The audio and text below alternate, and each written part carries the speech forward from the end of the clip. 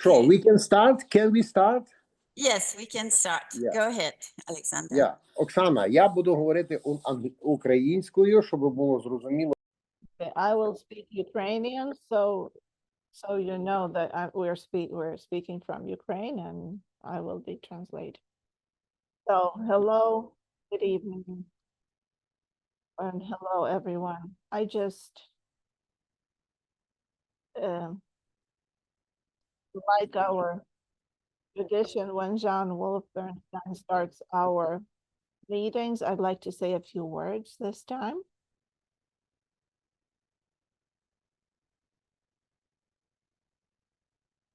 Can you hear me? Okay, so can you hear me now when I'm translating? Now I hear you, yeah. Okay, okay.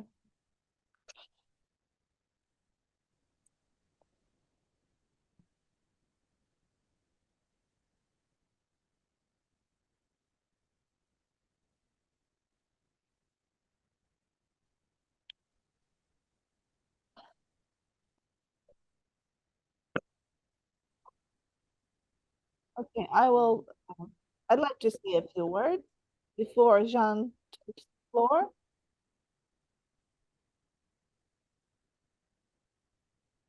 Yes. Yes, yeah. I want to say a few words.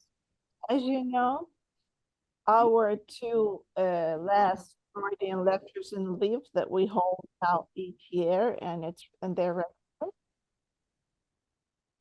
in agreement with Sigmund Freud Museum and Sigmund Freud Society.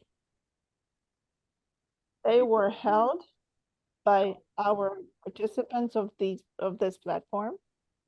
It was last year it was Françoise Davoine, and this year it was Jeanne Wolff Bernstein.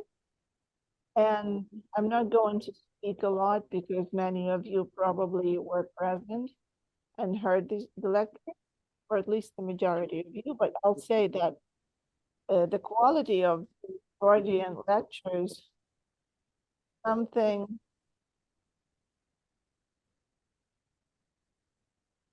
maybe it will be not quite polite on my part, but I believe that lectures of such level of conceptualization in these lectures of the past year and this year, this is how our Psychoanalytic Society did these lectures. They were really in-depth and well-structured lectures. And I'd like to wish that all Freudian lectures turned towards the problem of modern psychoanalysis, because we live in trying times of change of paradigm, and these two lectures by Françoise and were dedicated exactly to such key issues in psychoanalysis. So we would like to thank them on behalf of our community and on behalf of everyone who were listening, and we're really glad that the lectures are held exactly this way. And next year we're going to ask one of you to present again and to present next year, and we will be letting you know. So thank you very much. Thank you, Oleksandr. Thank you, Oleksandr. It was very fun to give the lecture. So thanks again for the invitation. I'm just having a short discussion. You know that I give always a discussion of the last case to sort of connect and not get lost of what has been spoken about last time. But in this case, it was a patient. We talked about a patient who had not given his permission to be discussed. So I'm just going to give you a sketch of what we talked about without revealing too much data. And the other thing I wanted to tell you is just wanted to remind you that should you have missed one of the panels we've held, almost all of them have been recorded. And you can look them up in the YouTube channel that the Sigmund Freud Museum has.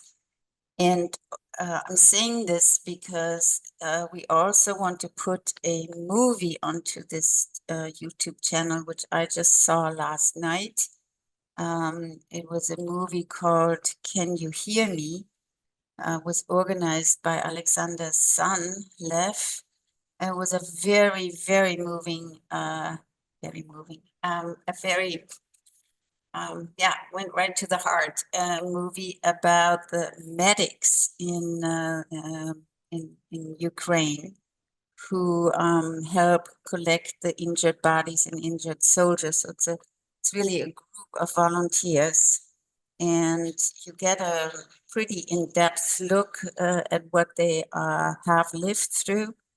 And they focus in particular on the Swedish government, which I did not know about, sponsoring 2 weeks of vacation for them to be able to sort of have some quiet time and some breathing time. So, and then they have to return back to the front, and it's really rather chilling to see it. But I really encourage you to watch it, and we'll, as I said, we will put it on the YouTube with all the other discussions we've had. So last time, Julia Nadenska presented us a case, and it was a very intense portrayal of a patient, an older man who had been a patient of hers at the clinic where she works. Similar to some patients we've already heard about before, this patient also seemed at the beginning of the short treatment an unwilling partner in the therapeutic encounter. Instead of going to see a therapist at the scheduled time, he waited to be picked up by her. Immediately, Julia was struck by his physique and by his provocative and condescending attitude towards her. He suffered from an injury to his head and from a long history of alcoholism. He had fought in the army and had, as so many other soldiers we heard about, witnessed the death of one of his buddies, and eventually was dismissed by the army. A dismissal he cannot really accept. As a way to deal with this castration caused by the war, he engaged thereafter in antisocial and dangerous behaviors. Just as an aside, in this movie, Can You Hear Me? It's incredible the central role the loss of a comrade plays in these people's life. It's the one thing that they all are talking about as sort of being one of the worst things that they have witnessed. And it's also the very reason that they, even though they're volunteers, go back to the war after this 2-week break. So during her description of the patient and her tumultuous therapy with him, she was reminded of the Greek myth of Tantalus, the son of Zeus and the nymph Pluto. With his wife Eurysmestor, he fathered Pelops, Niobe, and Proteus. Tantalus was welcomed at the table of the deities in Olympus. However, he stole ambrosia and nectar, thinking he could take it back to his people in order to make them immortal and to reveal to him the secrets of the deities. He sacrificed his own son Pelops, cut him up into pieces, and served him to the gods. The gods, however, clever as they are, realized what had happened and did not eat the meal containing Pelops' cut-up body. Instead, they forced Tantalus out of the Olympus, and after his death, he was sentenced to an eternal punishment. And it is this punishment, I think, that reminded Julia or made her think of Tantalus. He was made to stand in a pool of water right underneath the branches of a fruit tree. However, when he tried to reach the fruit of this tree, the branches would lift up higher and became out of reach. When Tantalus tried to drink a sip of water, the water of the pool would recede. So the story of this myth is one of privilege betrayal, divine punishment, and serving as a powerful lesson about the consequences of omnipotence and arrogance. Both Françoise and Jerry talked about the trauma of this patient who felt used by the army and who then in turn used others, men and women, to revenge himself. He could not enter into meaningful relationships because once he did, they would pull away, provoked by his rude and antisocial behavior towards them.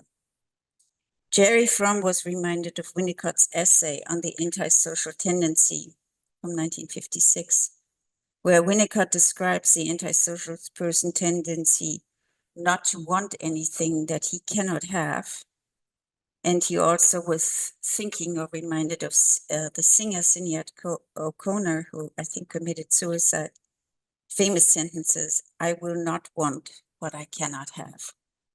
So taking such an omnipotent, somewhat ruthless stance indicates, of course, a massive manic defense against loss and this patient's early childhood traumas.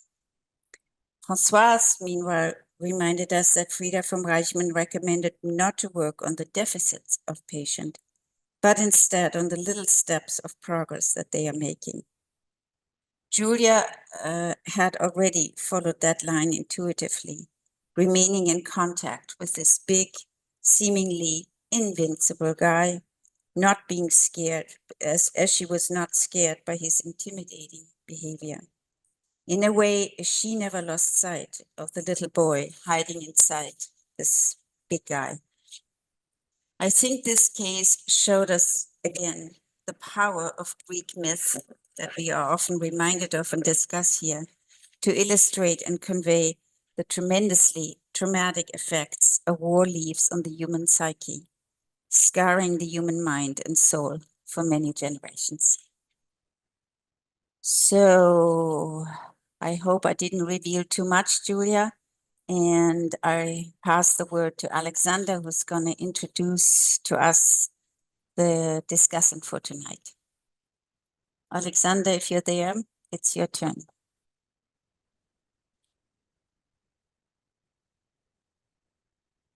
We have to wait a little. Is there anything else until Oleksandr comes, Jerry, that you remembered, or Françoise, or anybody else from the last discussion?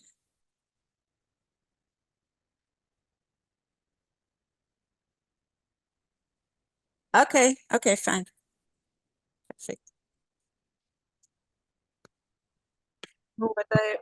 What I remember is the great persistence of Julia. Mhm.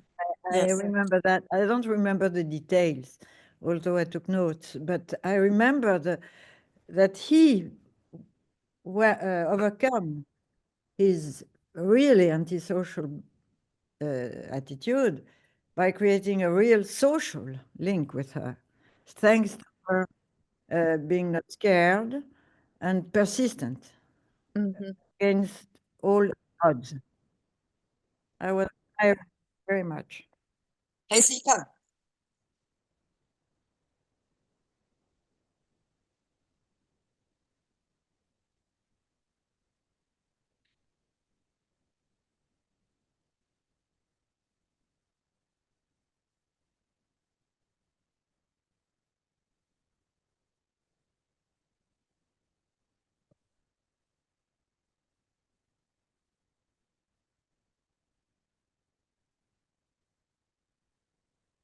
I'd like to propose a special case today and provide a short commentary. Okay, our today's presenter is the Professor of Psychology of Poltava Pedagogical Institute, the head of the department. She is also, for a long time, she was head of the section of systemic family therapy of the Ukrainian Umbrella Association of Psychotherapists, professor and a teaching therapist in many projects. She's a supervisor in systemic family therapy and a therapist.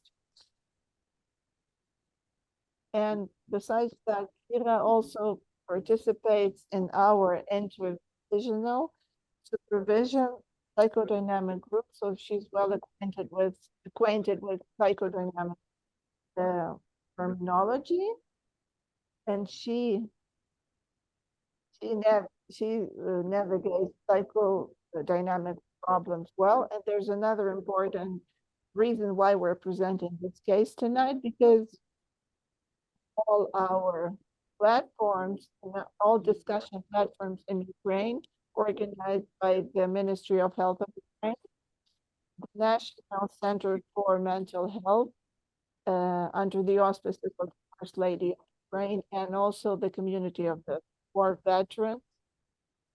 For the past few months, there have been active discussion of the aftermath of the war, not the war itself, but the consequences of war, and also the issues of PTSD and acute stress reaction in combat sort of fade away before something that awaits us in the future. So I think that the case presented by Kira will be related to such situations. So I give the floor to Kira. Dear colleague, so I'd like to present a case of my client. She is 52. And for 1 year and 7 months, she was in the front line. After that, she came back from the front line. And for 1 year and 3 months, we've been having sessions with her. She is married and has an adult daughter who is 31. She also has a private dental clinic, and she is the owner and the director of this clinic. Her husband and daughter are both dentists, and they work in that clinic.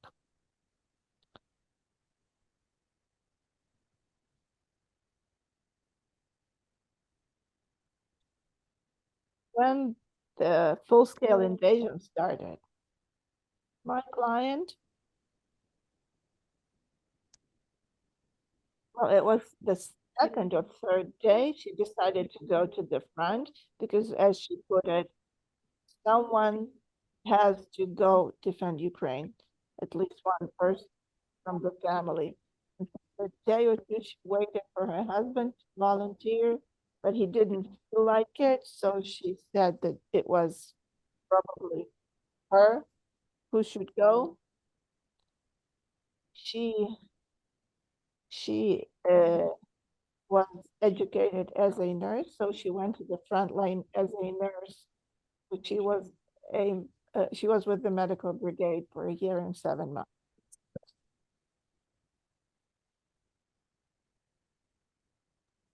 We work online, but sometimes she sends me her pictures so I can tell you about her looks. She is a very attractive woman. She's 52.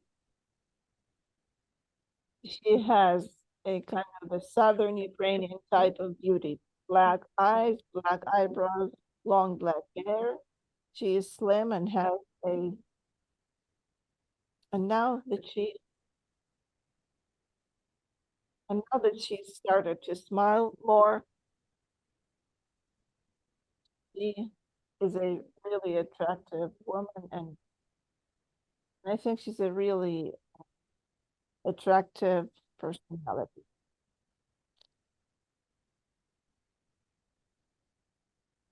So what the circumstances, her circumstances and her story? She lives with her husband. Her daughter lives separately, and the patient's parents live in the same town. They have a big house.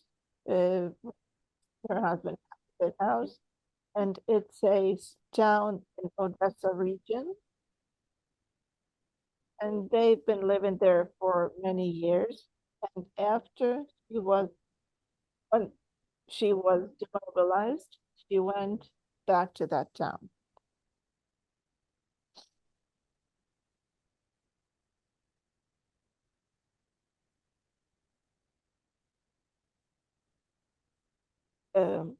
If I tell you a bit about her childhood and her family, they were living in the countryside with her parents.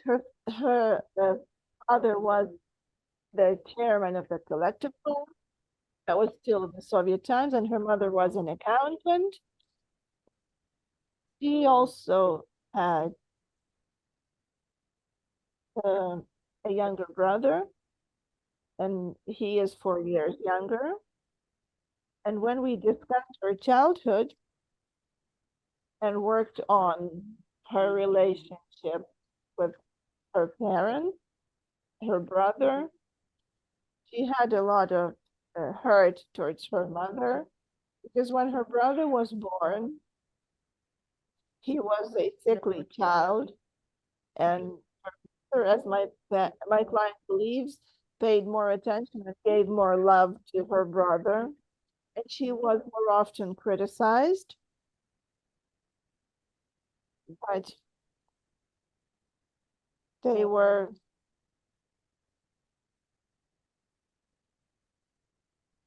all of them were emotionally dependent on the father.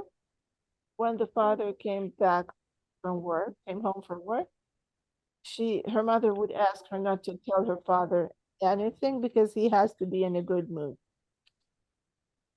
Although her father never was physically abusive, but there were really bad fights between her parents. And she had warm relationship towards her father until adolescence. He would support her. He would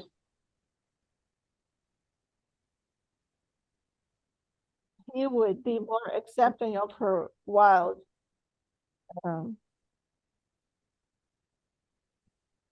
actions on her. Well, her mother would criticize her, and her father was more tolerant. But as an adolescent, she started having conflicts with her father, because she would tell him that he could be too rude sometimes to his employees. So they would fight about that. When she was 15, she went to Odessa and went to study in medical college. And she made some friends, some girlfriends there, and she started dating. So that was a really intense time in her life, if she remembers. But when she turned 17, she met her future husband. He is 10 years older than her.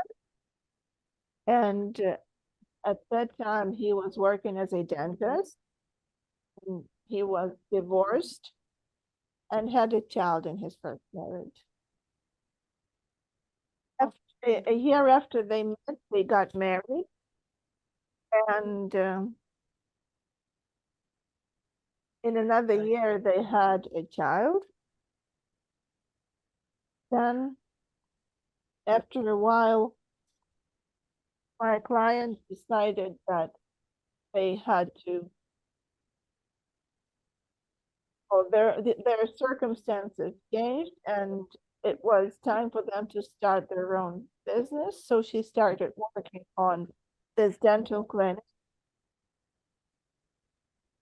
and she hoped that her husband would be the head of the clinic.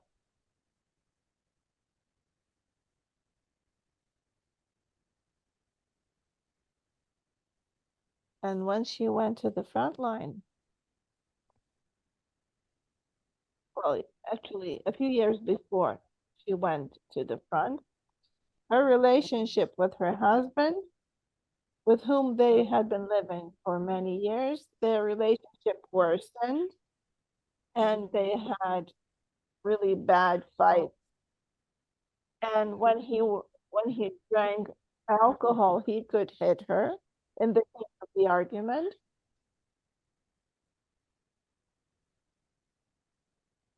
And she also thinks that could be the reason why she resented him when he wouldn't go to the front, because she believed that he didn't act very manly in that situation. And when she ended up in the front, well, 6 months into her service, she fell in love with another man.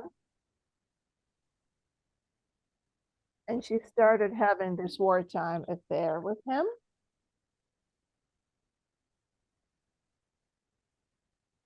And she had a leave and she went to her hometown and told her husband she'd fallen in love with another man and she didn't want to live with her husband anymore, and she asked him for divorce. And then the next leave, she was still in a relationship with that other man, so she brought him home during her next leave because she wanted him to meet her parents and her daughter and her hometown.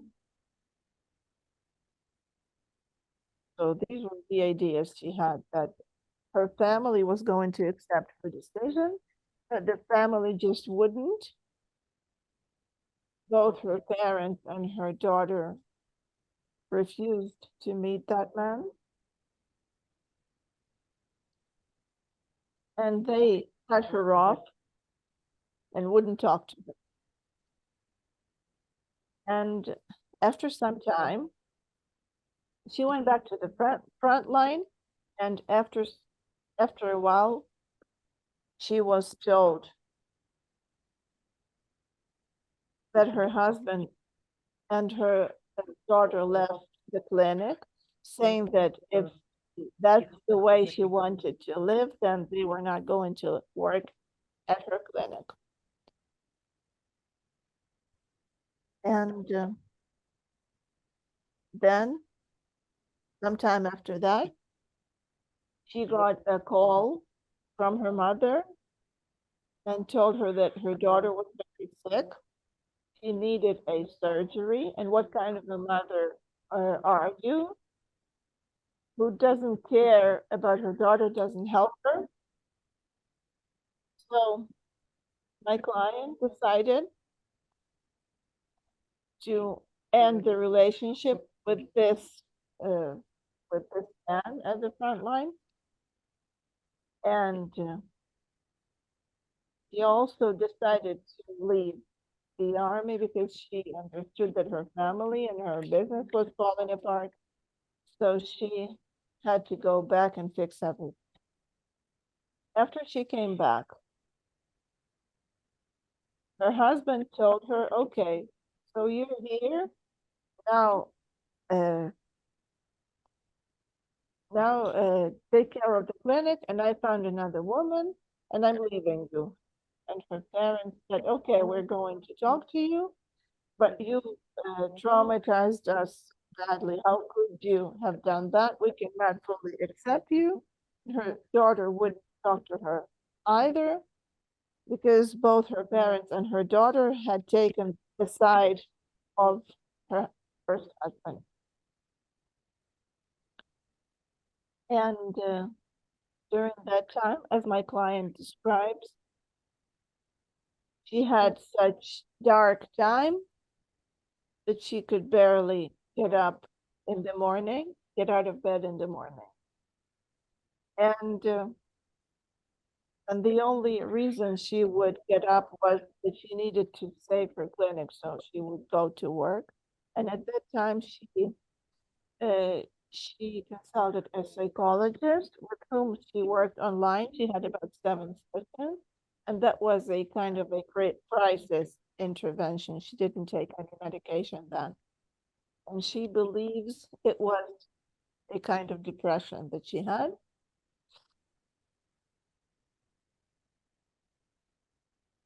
And thanks to help from the psychologist, she started feeling better. And after some time, her husband came back telling her that he wasn't able to live with another woman, and told her that if she was ready to enter with another man, so he suggested that they tried again and tried to mend their family and continue living.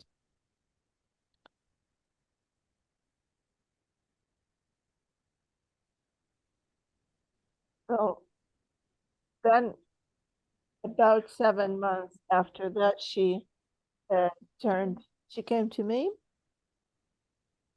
and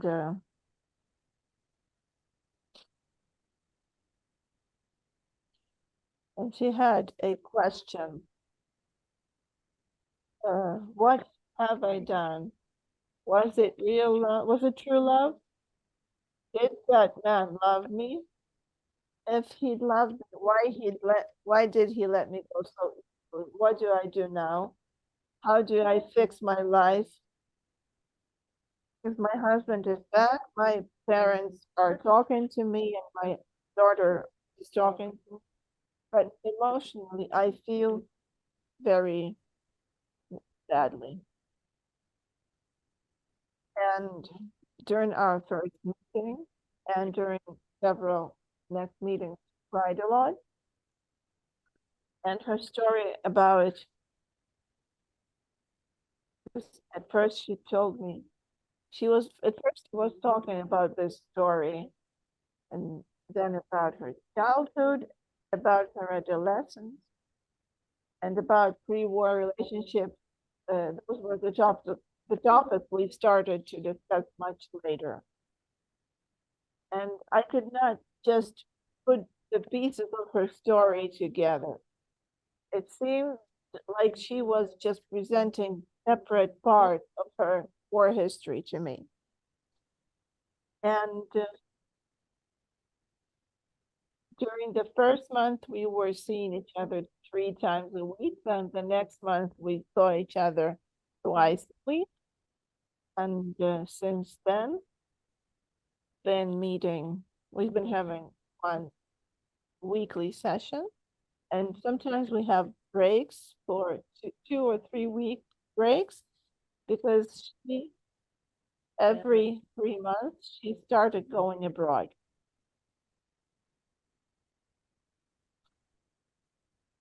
So every 3 months, she goes abroad, and over that time, they've been to Zanzibar, to Erikson, and also she went to Italy and Spain for quite a while. So she started traveling. So I'll tell you more about her therapy.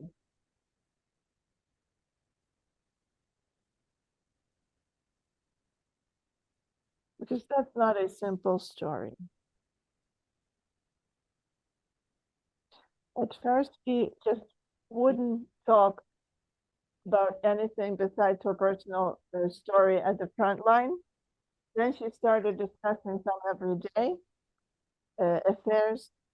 She didn't expect, when she was going to the front line, she hadn't expected that there would be so many relationship problems with other people.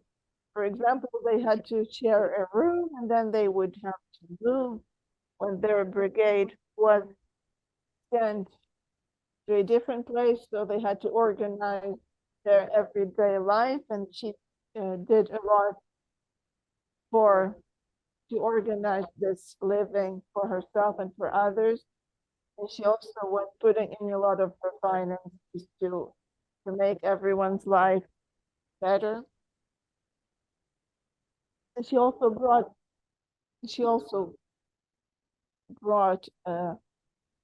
a dental chair to her brigade.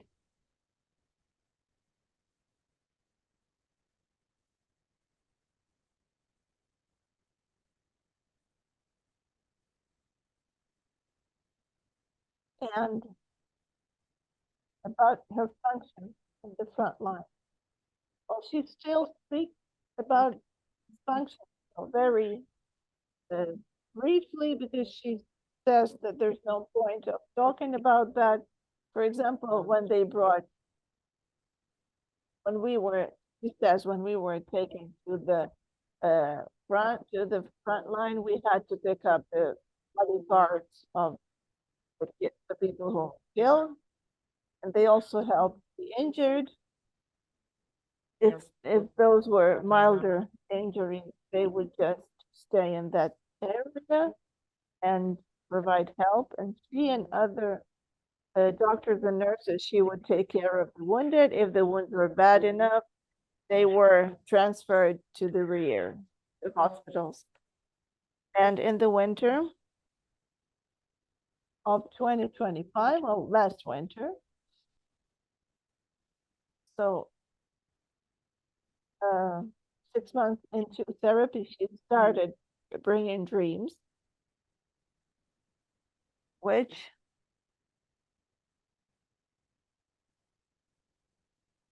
I would interpret not for her, but for myself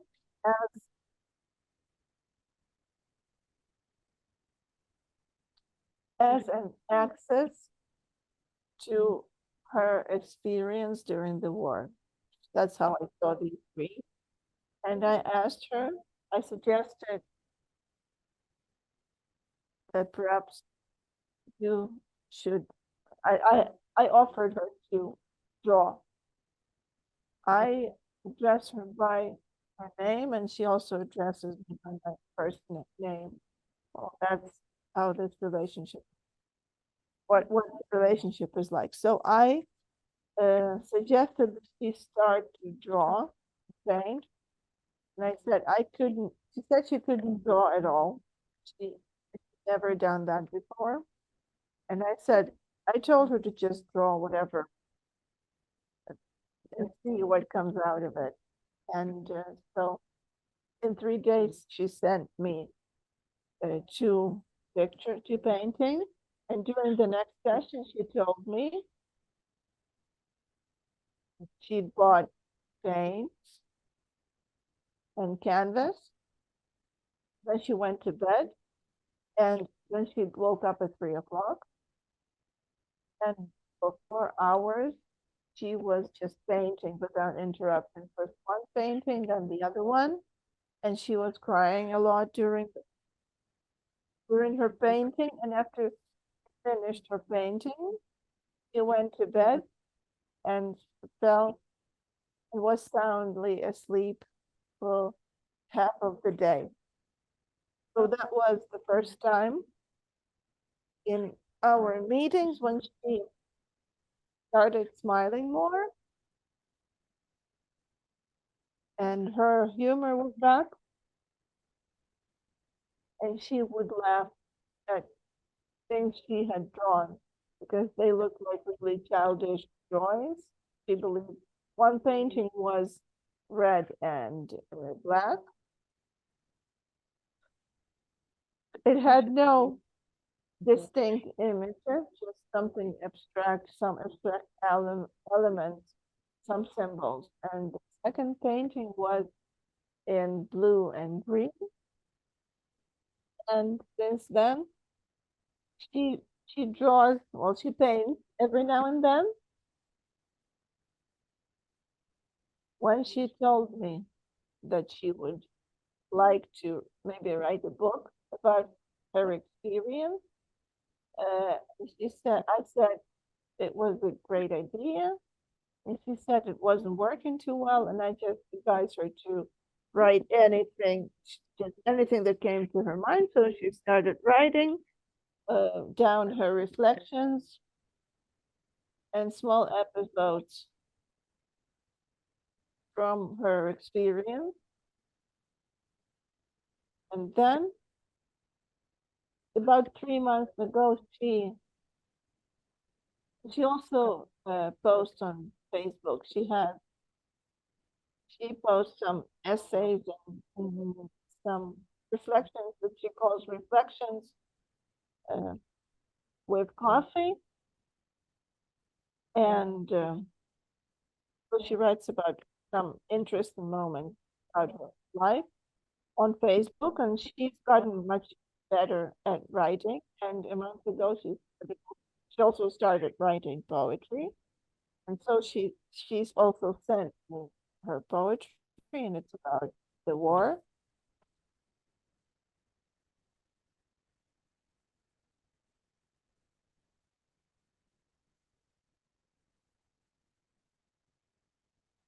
What she is bothered by.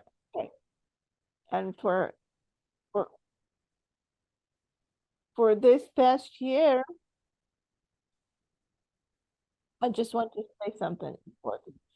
For the past year, she's been taking private lessons in history of religion. She makes arrangements with tutors, and she studies history of religion, history of philosophy, also history of art and dancing. She also started taking dance classes. And so she is really interested in her studies, and sometimes we can discuss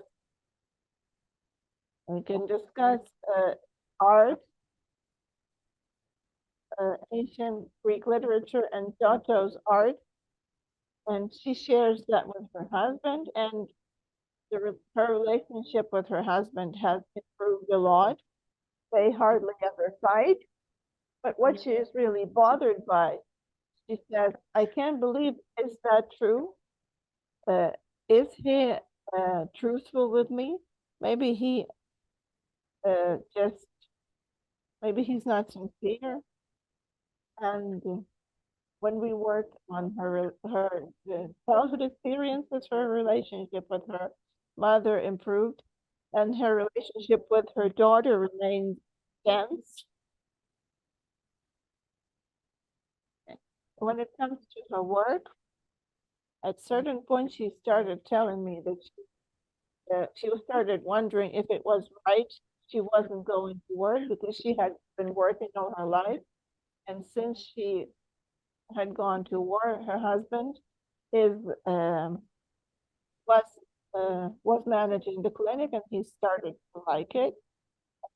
So when she tried going back to the clinic, she said that she had always liked the job, but now she just did not bring herself to do it. She also felt guilty and ashamed. So we joked that perhaps she just passed on to the class of aristocracy who don't have to work, who can learn about life and study. So she liked this joke, this idea. And she also thinks that she wants to do something useful for the military, for the service members who will be coming from the front line. She also helps her brothers in arms. And another thing that she is bothered by, she has a fear of getting depression again. And so we talk about this every now and then. So that's my story about this lady. What would you like to ask? Thank you. I would,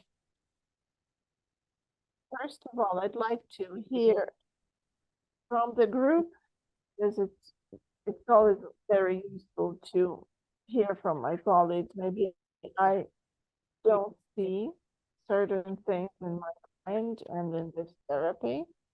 Perhaps the colleagues have some ideas on how to work on her war trauma. I think that trauma has been worked through yet. And also because I'm a family therapist, it's more important for me to hear the ideas of psychoanalysts, because it opens another perspective that I may not see and not be seeing. Also, another reason I asked for this supervision, because I think this case is maybe like certain problems are reflected in that case, problems that will faced by people who come back from the war, and problems that we as therapists will be encountering. So maybe we could find some ideas and strategies and understanding to help other people and other clients. Thank you.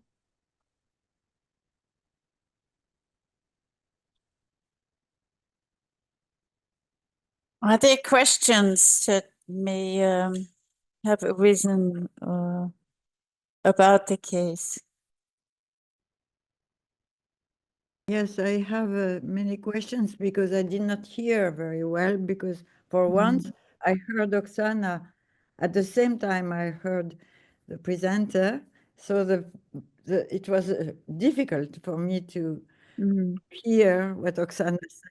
I don't know why today it happened like that. It's perhaps my computer. I don't know. But my question is about your question, the word trauma. You know, nurse, she's a nurse. I didn't even get that. She was a nurse on the front line. Yes, Yeah. she was. Well, in First World War, nurses were so important. They were the real psychotherapists. They were on the real close, very close to the soldiers, and so they had a lot to carry, a lot to. Because they took care of the body, but also the mind. So I did not hear what was, and they were very attached. The men were attached to those women very much. There was big transference. Well, there are many testimonies and the books written about that. So I did not hear because of the noise from me.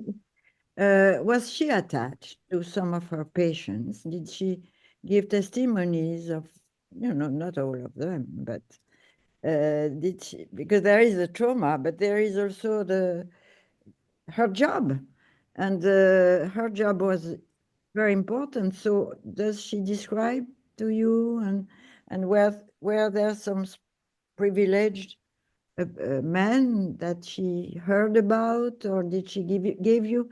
Because the trauma here is linked. She's a healer. So the trauma is also, and also she repairs, and she so really, really help. So is she able to give you precise tales or descriptions of what she did, really?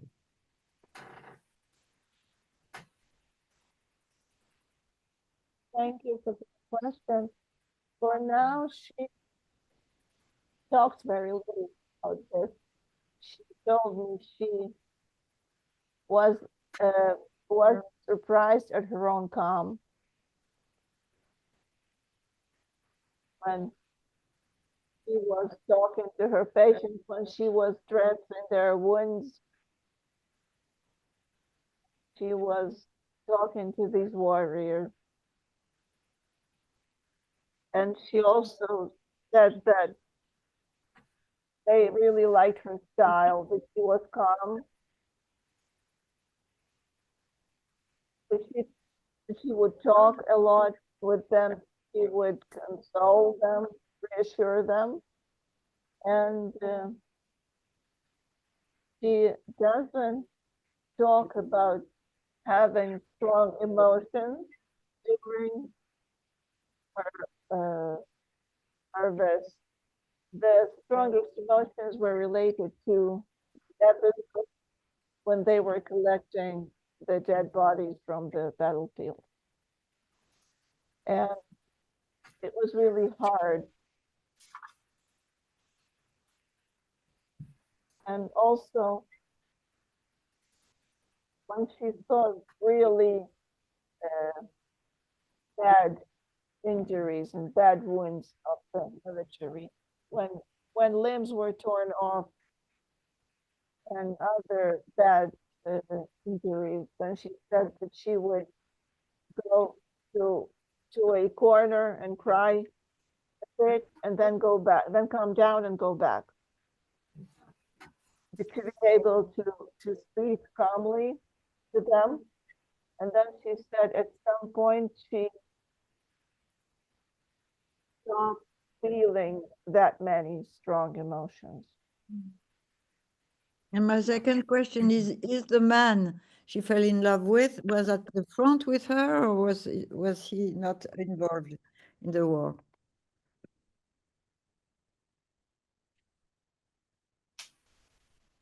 Yes, he was. He was actually her commander. He was a doctor, and that's where they met. And they worked together this whole time. Okay. Yeah. So he was a buddy also. Is there still some connection from to him?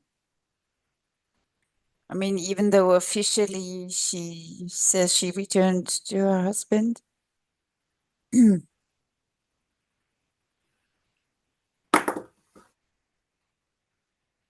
No, she has no connection to him because she said that that would be too painful for her to keep this relationship because her heart was breaking in two. And by her willpower, she ended this relationship. She ended one?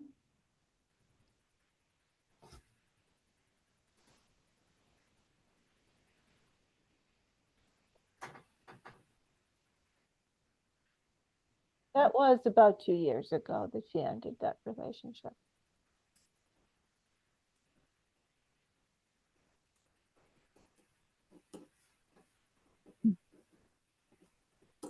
I have a question too. A couple of Jerry, questions. yeah.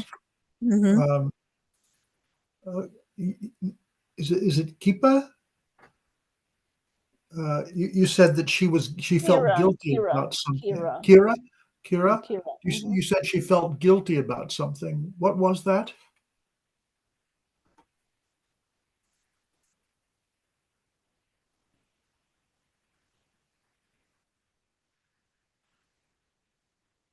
She felt guilty because it's her family. She felt guilty before. Uh-huh. She had guilt before this man whom she abandoned and for her family, her parents and her daughter who wouldn't accept her choice in life. Mhm. Uh-huh. And you said she takes she goes abroad regularly. What for? She travels regularly.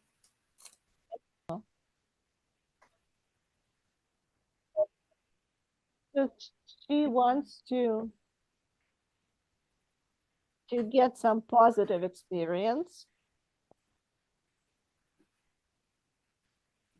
She wants to see the wide world with different cultures and ways of life. And it's her resource. I think I guess to be able to endure everything she's already endured, and also maybe to be able to go on in life. Uh-huh. Good, thank you. I have another question because I missed a lot. Her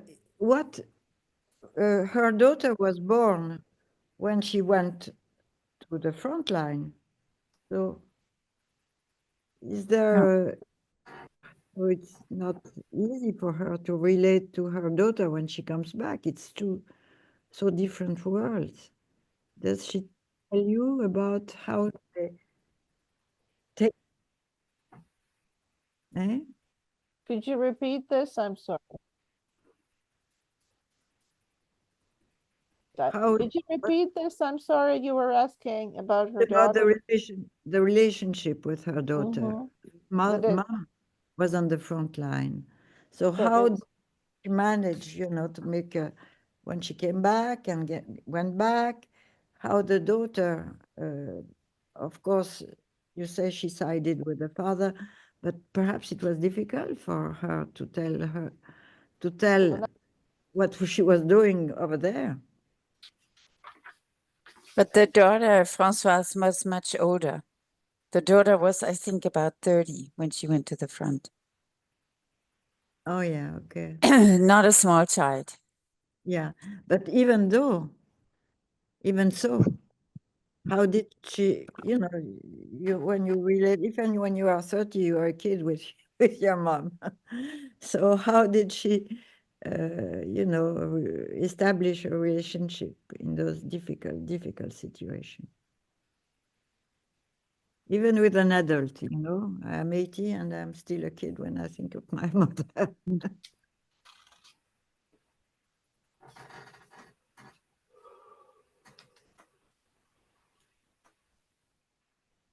Well, up until now, their relationship is not back to normal because her mother blames her mother for leaving her father, her husband, that she also brought shame on their family before the entire town, and how could she have done this?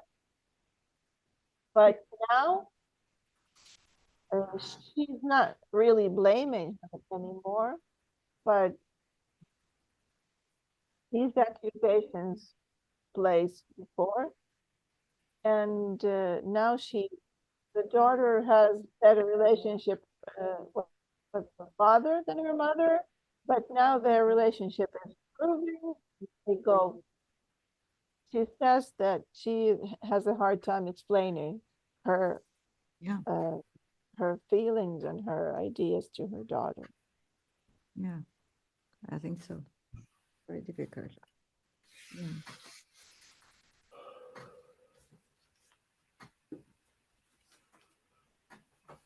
can- Yeah, go ahead, Françoise. What you call depression, of course, is PTSD.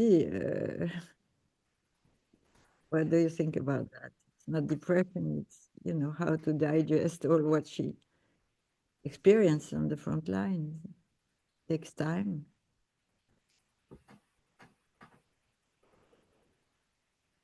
That is my question.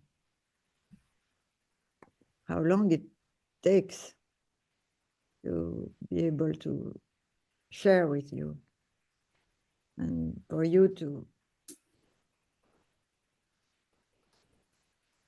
reach what cannot be said.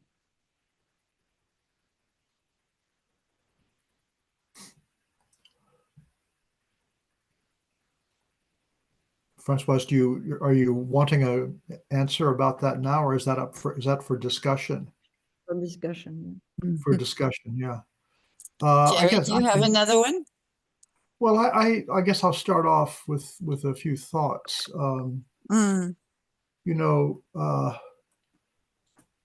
I mean, from a certain angle, the trauma of war seems to be the problem, but it seems to me also, from a different angle, that going to the front lines was a solution for this person. It was a solution to the oppressive and abusive marriage she was in. And maybe it was a solution to something much earlier in her life related to her brother. She's the one who kind of lost her mother's attention to her brother. Father is a kind of a mixed figure, but, more of a tough character. And she says somebody in this family has to stand up and go to the front lines. so it'll be me. In that sense, she shows herself to be braver than her husband, much more worthy of recognition than him. And not only that, she is out of this kind of sterile, abusive marriage. So in a way, the front lines could be seen as a solution to her problem. And a solution even in a different way, which is that the intensity of life on the front line, for all of its catastrophe, it's also intense. And she discovers or rediscovers her passion on the front lines. She discovers death and life. And now the question is going back home.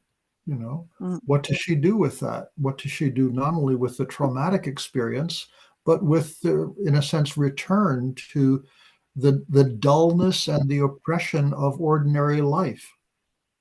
I mean, this is a huge issue for returning soldiers. Harold can tell us a lot about this, I bet. The return is problematic in so many ways. So I think you're right to try to learn from this about a societal problem that people will have to deal with eventually. How do you deal with the return? She's dealing with it in a couple of ways. She's thinking about, providing dental care for returning soldiers. And she's thinking of it by taking some time abroad to discover the world and other parts of life. So there's something about that seems in a sense progressive. And at some point we should talk about that interesting thing where she brings two dreams, and I don't know what happened with those dreams. You say you interpreted them to yourself, but not to her. And then you suggest drawings. And somehow the process of drawing and painting, as she awakens from dream life, is enormously helpful to her. I'd love to try to understand that part better as well. I have a question too, but I was wondering, since Jerry referenced you, Harold, if you have some comments to the case in terms of the trauma of returning to home from the war, since you've seen a lot of them. Well, thank you, Jeanne. I appreciate what Jerry was saying, and I think he's right. When people came back from previous wars in America, some psychiatrists wrote about combat addiction, and that there was this war is horrifying, but you are very alive. And I think that relates to this lady in that it sounds like as a child, I like the way that Kira presented her very early life. It sounds like she was a bit of an adventurer. And upset her mother, but her dad maybe even encouraged her adventurousness. And that she entered a phase of life before the war where now she was maybe subservient. She had found an older man, a father figure perhaps, but now he was not helping support her psychologically, and she was becoming lost as a person. And the war creates a new adventure for her. And when she goes to it, all sorts of things come to life. And then she sort of shuts down when she comes home, maybe because those outlets aren't there, maybe because she's not encouraged to take up a lover as she did and to be an adventurer. She decides it's better, the daughter and her husband are upset with her, and her parents are upset. Let me go back to the subservient thing, but she becomes depressed. And then, Kira, it sounds like you help her reawaken by doing therapy, by telling her that, yeah, you could paint, you could draw, and that brings her to life in a new way. And then she becomes an adventurer traveling. And she's not addicted to combat, but she's recovering a very early part of herself that was lost and somehow regained through going to war. Yeah, I like what you said, and I like also, I thought more about the front line, the connection, Jerry, you made, that in her early childhood, she was not at the front. She always had to stay in the back because of the brother, then went to the front line. And I would say was bold enough to, once she was in the front and the husband had returned, was bold enough to have a love affair, and bold enough to not keep that a secret, but to return home and to try and create a life with this new man. And then went back with him. And somehow, I'm not sure I'm the only one, but somehow I do not trust the peace and that you're talking about, that her life is good and things are fine, and you know, her relationship to her mother has improved. Her relationship, as far as I understood, to the daughter has not that much improved. She carries a grudge towards her for having left not only her husband, but also her daughter, I would think. But I actually thought when Jerry was asking you, so where is she traveling? What is she doing? Whether there isn't a way that she's keeping somewhat a relationship with this man that she, you know, that she was really in a love relationship and had to give up just because of the guilt. So my sense of her is that there is something, that the vitality that she could experience during the war is something that she has to glaze over, not because the life she's now living is something that she really wants, but it's a life that she feel, you know, she returned to because of guilt, nothing else. So you know, I wonder whether, I was curious about the dreams too, and also as Jerry about your decision to keep them to yourself. What made you think to keep it to yourself and not share this maybe vital element with her? Was I too fast?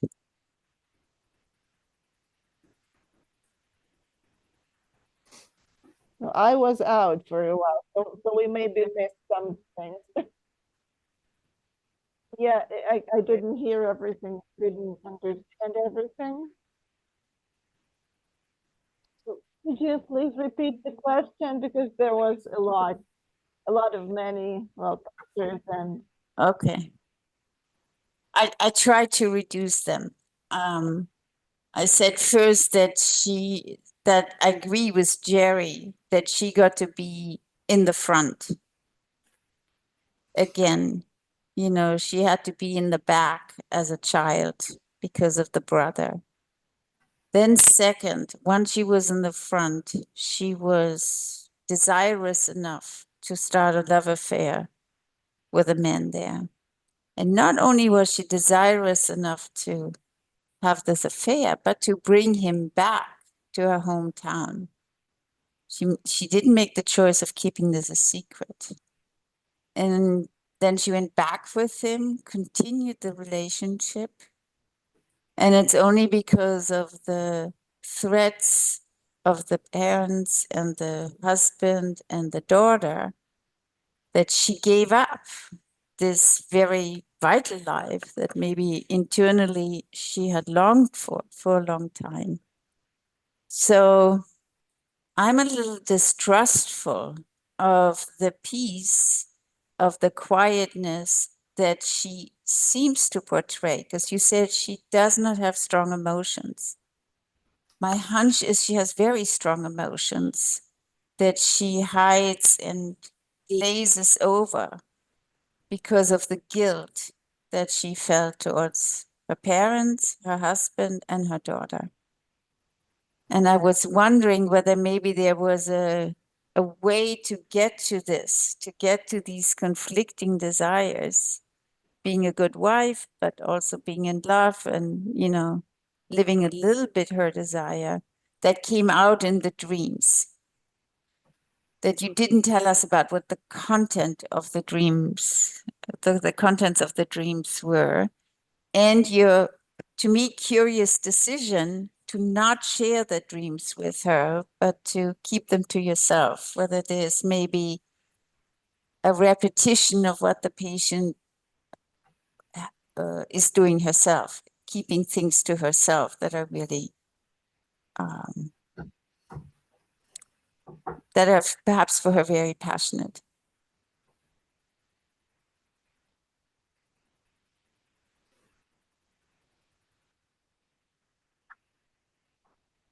Okay, so if that's a question, so I will be answering, or is that just feedback? Would you like to have my feedback on that? Or an answer to that question? Okay, so every now and then we discuss her emotions. Maybe we talked a lot about her relationship with that other man, and she tried to relive certain things. To think,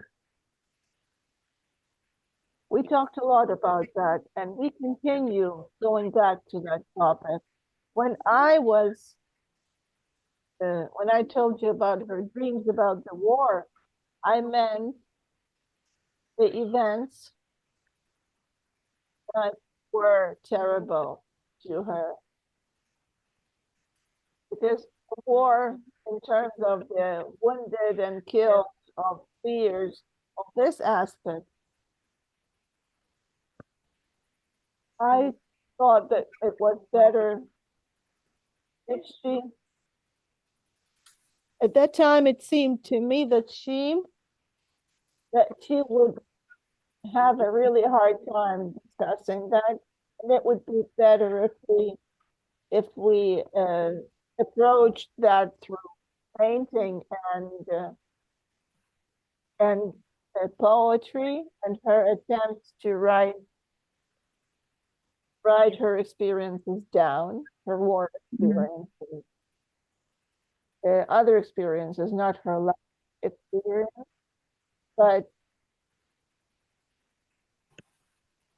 the war context in which she was living. May I say something? Yes, Françoise. We forgot to speak about why she was in the front. It's a political, it's to fight the invasion. She's ready to sacrifice. It's not an addiction, I go to war to be adventurous. That gets on my nerves. You go to war. Sorry. You go to war and you are ready to die for Ukraine. Not only because it's the war in itself. So this is a big, big, big issue that probably she shared with you. And we always said in our reunion that the new key paradigm is not to be neutral. So first, it's a question, does she shares with her convictions, and not only a big conviction, but when you are in the war, those big, big ideals are fragmented, and it's not so ideal because it's complex. And second, my question is also, she worked with women over there, women like her, other nurses, and what kind of relationships they had together, second. And three, when Bion, I don't like the term war addiction. Go to do it and then we will speak about it. What is it? Bion, Wilfred Bion, when he was in permission and came back to London, he had one wish. It was to desert. Déserter in English. Desert? Dessert. Yeah. Yeah. to desert back to the front. He was so disgusted by the civilians and by the, not everybody, but, you know, about the press, the media, who are completely transforming their experience for the need of course, of politics and, you know. So Bion says that, I'm in London, my only wish is to desert to the front, you know. So I was wondering if she has not a nostalgia, but, you know, just, it's not only the intensity, the adventure, no, it's a world. It's a whole world which has no more, not our bearings.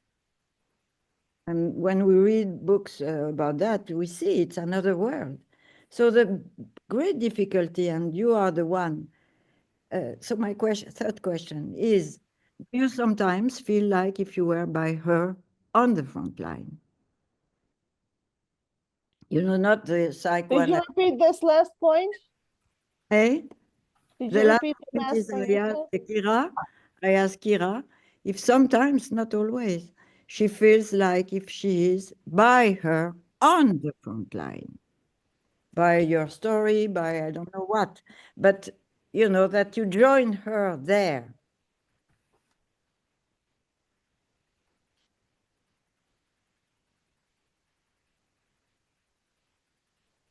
She can't hear.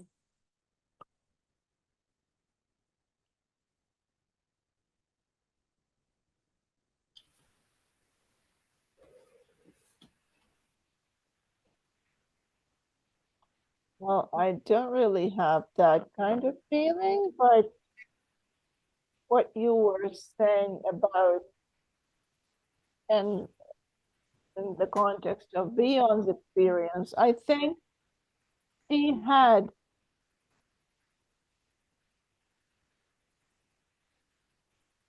not only because she needed to save, she came back not just to save her family and her clinic. I think by that time, her disappointment was growing by the fact that she went to the front line to protect her country, and she saw that in real life, there are many things that are disappointing, and therefore she started feeling like leaving, like going back, not just in order to save her family and her business.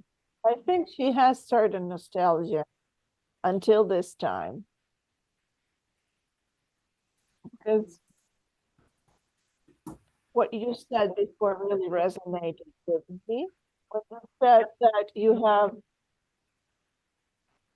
that people feel very much alive line, because in the life, in peaceful life, it's really hard to find that kind of feeling. But if you talk about my feelings towards her, I can say that I think that that my respect for her has a lot of influence. The respect I have towards this woman who was able to perform such a deed. Of course, I'm not neutral in that therapy. And just another question, does she keep some link with people over there in the front line? Because, you know, letters are very important. Does she writes to them? She receives news? Yeah. Because it's very precious. Yes, she gets news from them after she came back from the front. And up until now, her family was living in her house, a family of one of her commanders who she served with, and he would come visit his family every now and then. So she welcomed that family in her home because they had no place to live. Mhm. So she continues her fight. Just to pick up on a couple. Oh, you finished, Françoise? What? Françoise, Were you Jerry finished? wants to say something. Yeah, go on. I'm finished. Oh, okay. Yeah, nobody holds their hands up today. It's very Oh, okay. interesting. Um, No, that way well, it's harder to know who wants to say something. yeah. It's okay. Yeah. Go ahead. You know, you know, the issue of quote combat addiction may be a complicated and controversial idea. I think part of the thing we're trying to get at here is, did the front lines bring to life something in her that that ordinary life had kept oppressed somehow?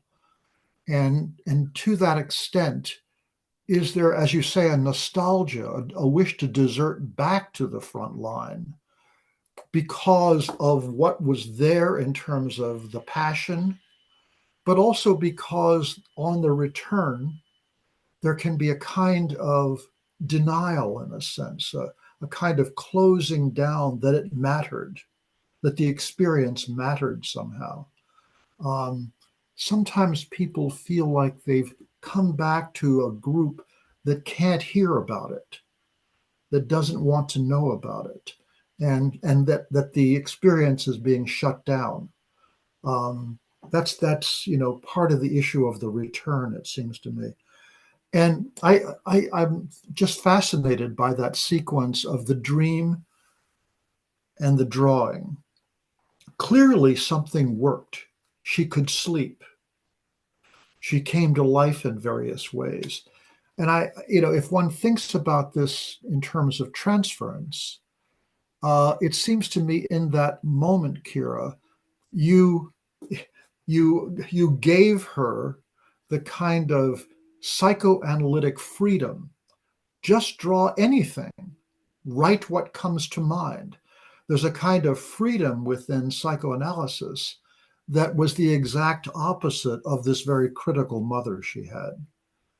And maybe the kind of self-criticism she took in from that, you know, but you released her in a certain way. And I think it's been extremely good for her.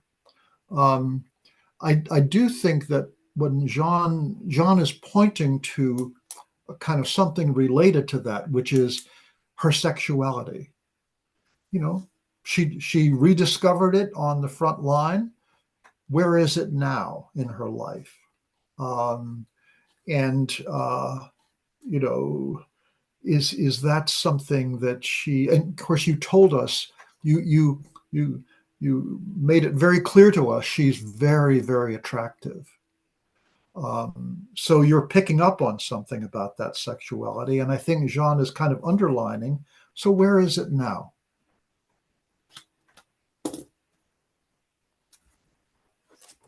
Do you want to say something, Kira, or do you want to hear the other questions?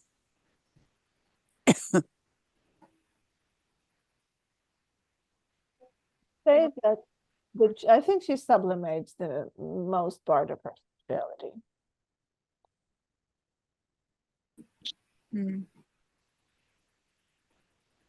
Harold, and then And I Alexander. say something.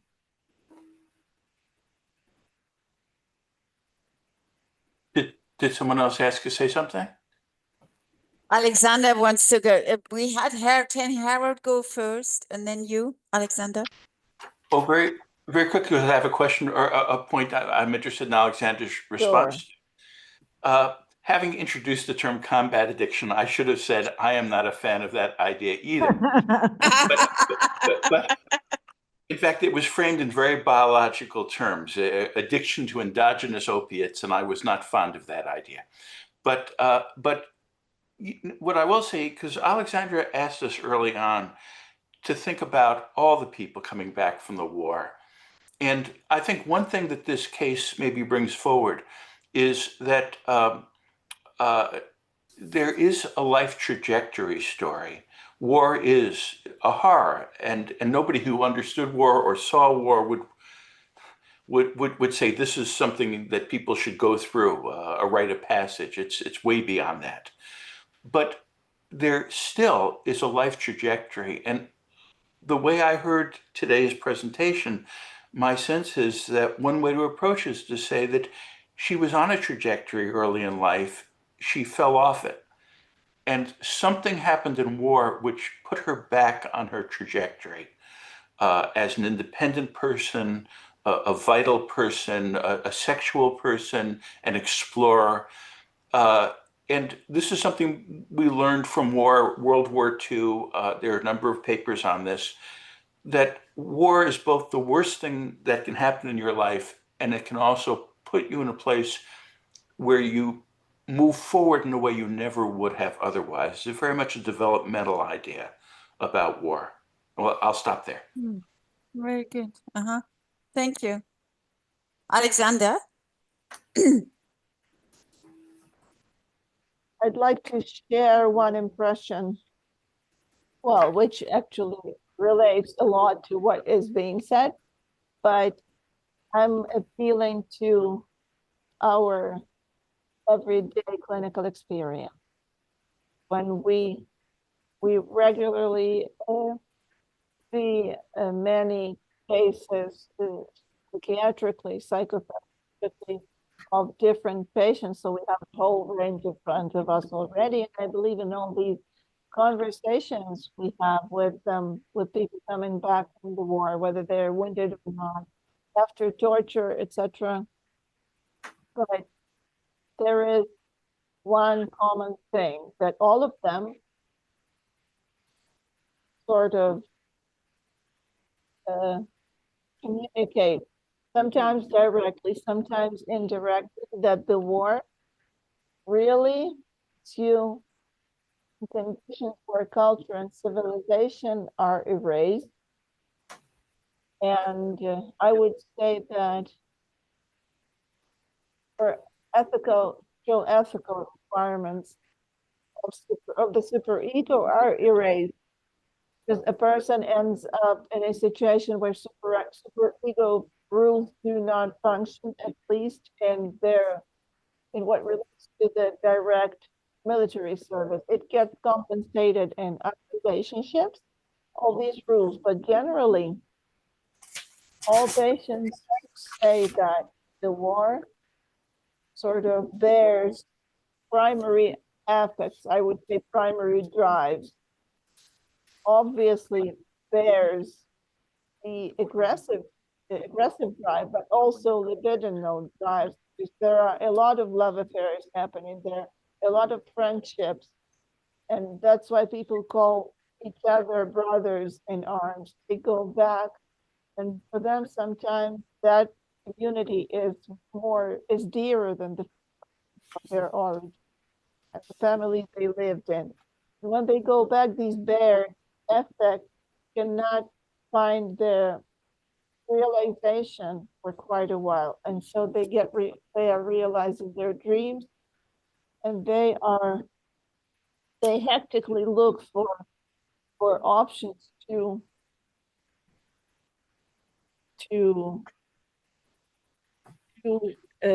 show their affects, their raw affects, and it's not possible in culture civilization, and that's a great problem for them.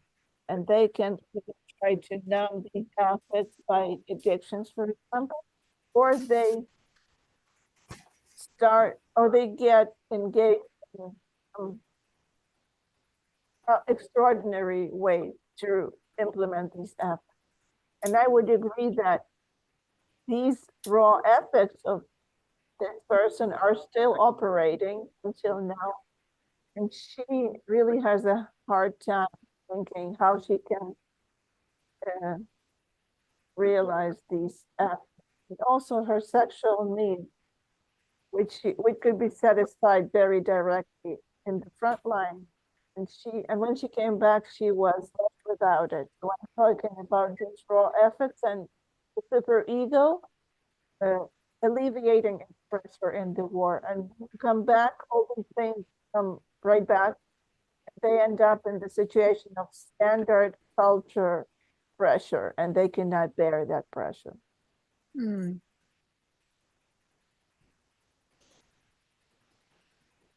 Thank you, Alexander. The next one, I unfortunately can't read your name in Ukrainian. Yes. That's me. I wanted to express a few thoughts. I paid attention. I was struck by her phrase when Kira said that the war was over for her. And I was struck by that phrase because there was about that phrase. Because I couldn't understand how that war could be over for her because the war changes forever. So it can never be over for her because she sort of got integrated in this war, and the war has changed her identity forever. And the feeling she had when she was the dead bodies from collecting the dead bodies from the battle. And another thought that I had when she started painting, she could see her unconscious and her daydream on the canvas, and she was drawing in red and black, and then in green and blue. And that was symbolic. It's like splitting to me, a symbolic splitting. The two bowls were the black and red. Black is red is blood, and black is death, or whatever symbol she put into that. But like a separate life and death, and also green and blue is like spring and grass and sky, something that starts living. And she gave face to this splitting of the canvas, felt better because of that. Because she literally saw this splitting in front of her, and I really agree that this happens a lot in people, and it takes a lot of time to integrate these things and what is happening. The possibility of integrating life into death. Picture is having seen death, she was living there, and on the other hand, she cannot integrate the death she had seen into her present life. And now she travels the world and she's seen blue skies and seas and still not integrated. So that's what I wanted to say. Interesting. Thank you. Thank you. I just want to say one small thing. I think, Jerry, in fact, it was you when you said post-traumatic. And many years ago, or a year ago, you said it's really a misnomer to call it post-traumatic. It is present traumatic. The post, it never is post, or it's never past. The past is in the present. And so it's ongoing, and this is maybe another correction we're making clinically, that past traumatic disorder is anything but past. So it reminded me of what you said, that the work continues inside of her. So thank you. Beatrice. Yes, hi. I wanted to pick up on this, what you just said, the splitting. I had the experience listening to, also like you, Françoise, for some time, to the two voices of Kira and Oksana, but I couldn't hear in Kira's your voice the part of the patient who, from the beginning, it seemed her early life, as you described it briefly, that she was so wild and, you know, very lively. And it seemed that when you described that she went to Odessa to do her medical studies and had these first dates and life with her girlfriends, that this liveliness was being described, but I couldn't hear it in your voice. So I was struck by that. And then you said that when she was 17 years old, she met her husband, who was 27. And 1 year after, if I understood this correctly, she had her child. Is that what you said? Because it seemed to me that we did not hear anything about this early relationship to her daughter.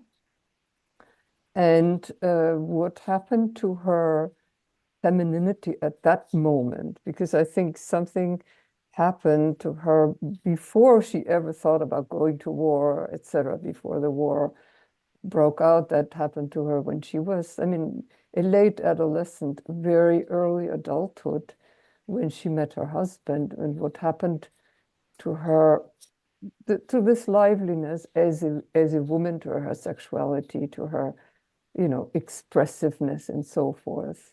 Has nothing to do with the war yet, but that seemed to disappear. I don't know. Can you say something about that?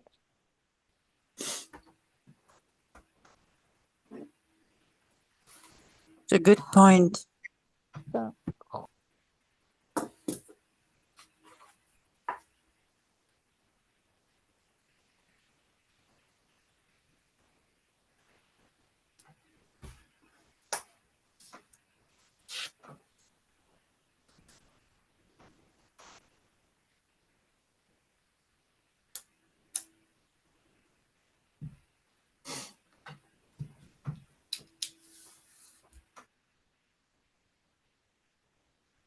Didn't understand. Shall I answer? Shall I give them Yeah, an yeah. answer to that? I mean, we've Yes, thrown a please. lot of questions and please. commentaries at you. Yes. Yes, please. The Beatrice question was, where was the voice, the lively voice, the voice of the 17-year-old girl goes out to Odessa? I think there's a way in which our discussion is, you know, keeps being focused on this liveliness that we think has been maybe lost.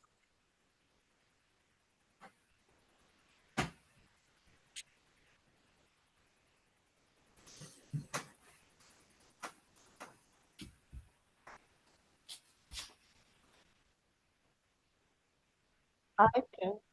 Well, we did not work on that in depth yet, but your idea, I really can relate to your idea because something was happening there. Perhaps when she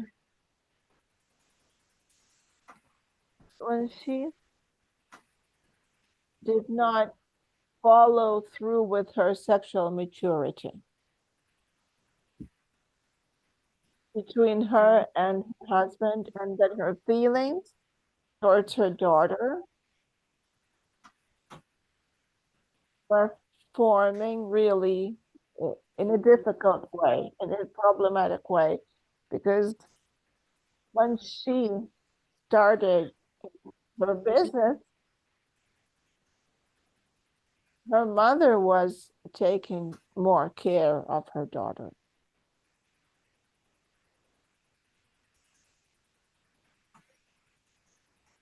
So her relationship with her daughter, I see that as a separate subject we barely touched upon, because I think there's a lot to them.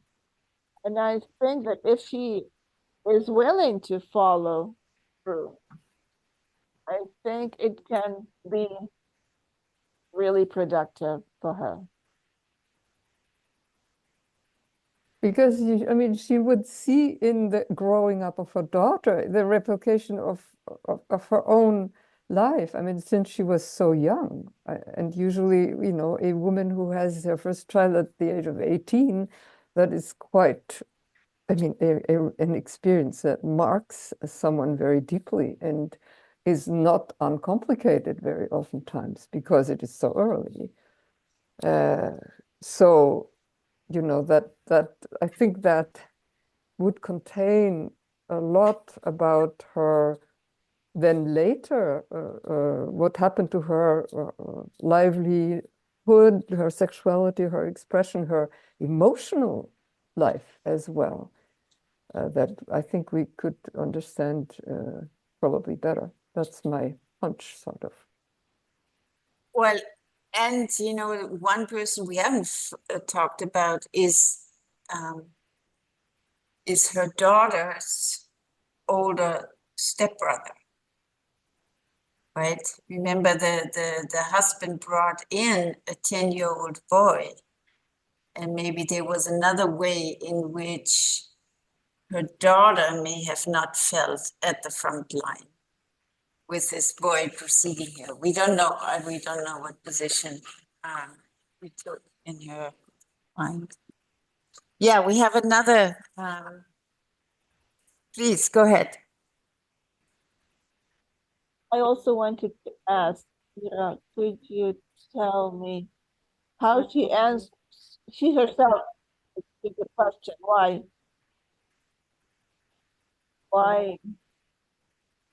why the doctor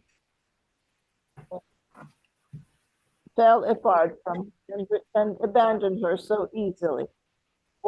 When she wondered if that was real life, did you ask her opinion of why he was able to pick her up so easily, if I understood it correctly?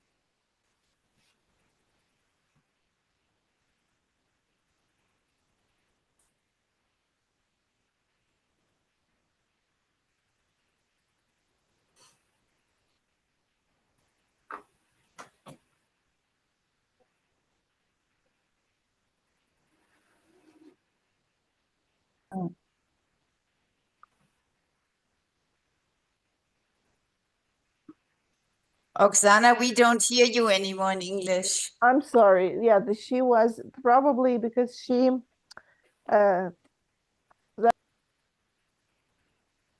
okay, so she didn't, well, she thought that perhaps he didn't fight for her, that perhaps he was also a weak man and that it was the right decision for her to leave him after all. I have a question. Yes, Françoise. Does she eventually think that she could be a grandma? I tell you why. I always am very, very, I always ask that question. Why? When I was, my mother was really war traumatized. Okay, she had been in prison, pregnant of me, etc. When I was 33, 32, oh, hello, Maman, I am pregnant. And you know what she answered? Françoise, I had forbidden you to be so. And then she laughed. Oh, is it I'm sorry, could you repeat that? What did she say? She said, I had forbidden you to have children. And she laughed. Oh, it's just a joke, a joke. So, Hey, Françoise, I didn't hear it either. What did she say? Forbidden. That the mother had forbidden Françoise to have a child, to become pregnant. But like that, she had never said anything about it. But I say, oh, I am pregnant. And she say, oh, Françoise, je te l'avais interdit. I forbidden you to be so. And that struck me so well, because, of course, I was not, when I was young, I did not think about having children at all. So I was, traumatized mothers. You have to ask the question, because perhaps she will not say. What is her relationship to the fact that her daughter could have children? This is a very subjective question, as you can see. But still, the silence on such questions may have big consequences. T'es d'accord, Jeanne? Oui, oui, oui, je suis d'accord. Oui, oui. Je pense quelle réponse Hein? de ta mère. I'm just, flabbergasted by by her answer. You call her being all, excited and happy, and so that must have been an incredible moment. Yeah. Any more comments, questions? Because we slowly have to come to an end. Before we do, I was just checking with Peter. We will have our next meeting on November 20th, if that's all right. We completely forgot to check that with you beforehand, with Oleksandr, Oksana, Françoise, and Jerry Fromm from the Freud Museum. It's fine. We can do it on the third Thursday in November. 20th? The 20th. Is that okay with everybody? Yes. Jerry Yes. and Oleksandr is okay? And Oksana? Wonderful. So maybe Kira, do you want to say something at the end of what this was like for you, or whether you felt like people were answering your questions?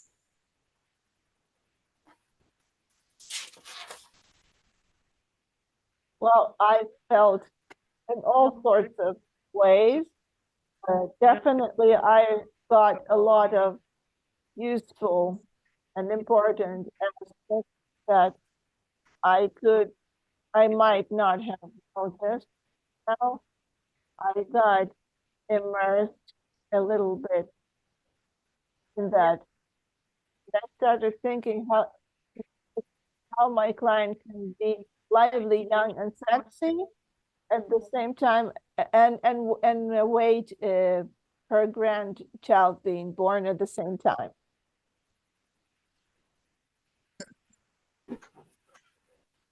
Because yeah, that's true.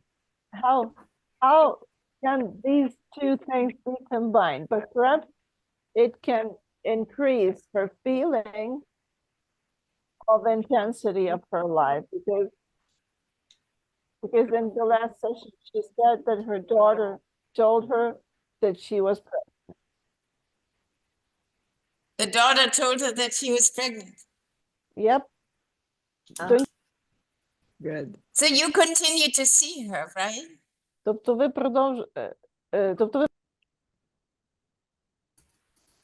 That's great. So you picked, Yeah. Françoise, you pick up on children. Yeah. Remember? On Oksana's child many years ago, and now on this child. You did a good job, Kira. Very Kira, what was your patient's reaction to her daughter saying this?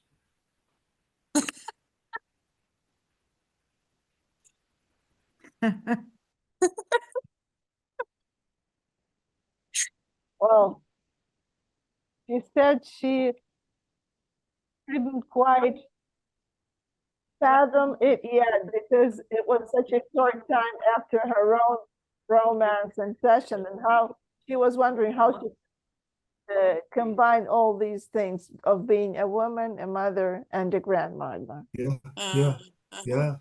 Wow. So Françoise, you're onto something. Thank you so All much. right. Very good job. Yeah. Well, it's good to laugh also during these times. So thank you. Yes. Thank you, everyone. Thank you so much. Françoise, Thank you so much, Kira. Kira, Jerry, and Oleksandr, and everybody who's participated, and we hope to see you again on November 20th, same time. Good. Thank Wonderful. you. We get some Wonderful. hearts. I love them.